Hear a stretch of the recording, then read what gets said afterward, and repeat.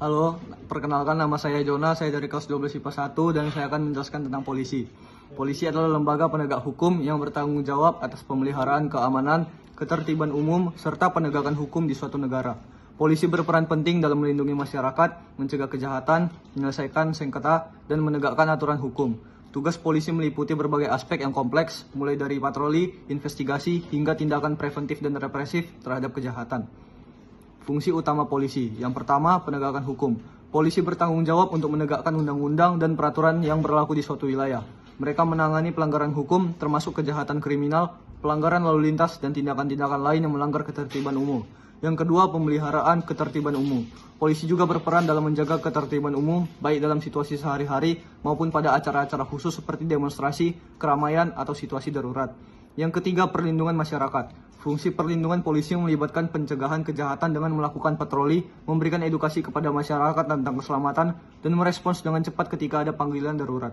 Yang keempat, pencegahan dan penanganan kejahatan. Polisi memiliki peran penting dalam pencegahan kejahatan dengan cara mengidentifikasi ancaman potensial serta menangani investigasi kasus-kasus kriminal untuk menangkap dan membawa pelaku ke pengadilan. Yang kelima, respon darurat. Polisi seringkali menjadi responden pertama dalam situasi darurat seperti kecelakaan, bencana alam, atau insiden lainnya yang memerlukan tindakan cepat. Mereka bekerja sama dengan pemadam kebakaran, tenaga medis, dan layanan darurat lainnya. Struktur organisasi polisi. Organisasi kepolisian biasanya terstruktur secara hierarkis, dengan jabatan dan tingkatan berbeda yang mencerminkan tanggung jawab masing-masing. Berikut adalah beberapa tingkatan umum dalam hierarki polisi.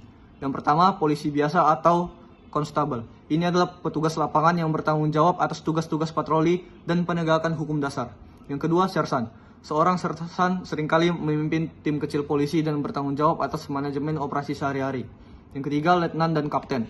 Mereka memiliki peran kepemimpinan yang lebih tinggi dan biasanya bertanggung jawab untuk mengawasi seluruh kantor dan divisi. Yang keempat, inspektur, komisaris, dan kepala polisi. Mereka berada di posisi manajerial atas dan bertanggung jawab atas perencanaan strategis serta pengambilan keputusan tingkat tinggi. Jenis-jenis polisi. Ada beberapa jenis polisi yang memiliki tanggung jawab khusus berdasarkan bidang keahliannya. Yang pertama, polisi lalu lintas. Bertugas untuk mengatur lalu lintas, menangani pelanggaran lalu lintas, dan menangani kecelakaan jalan.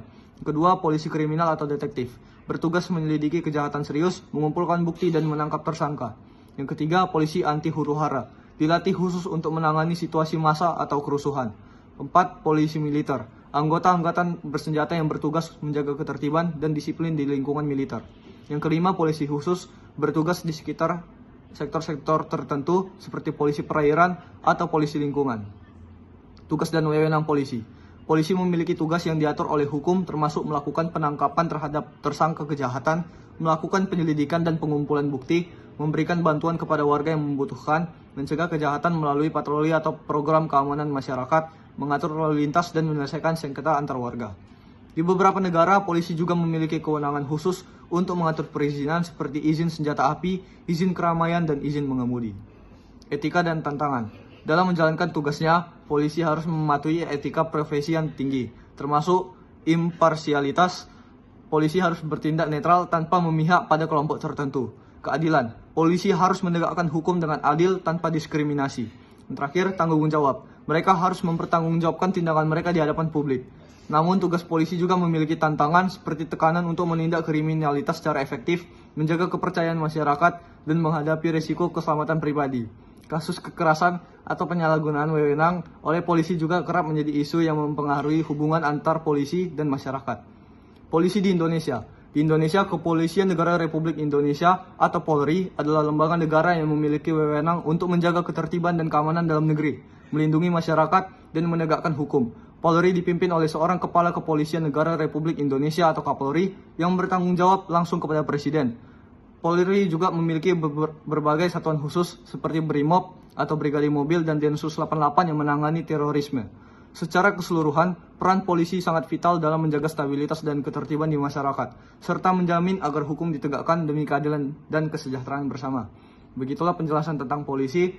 Sekian, terima kasih.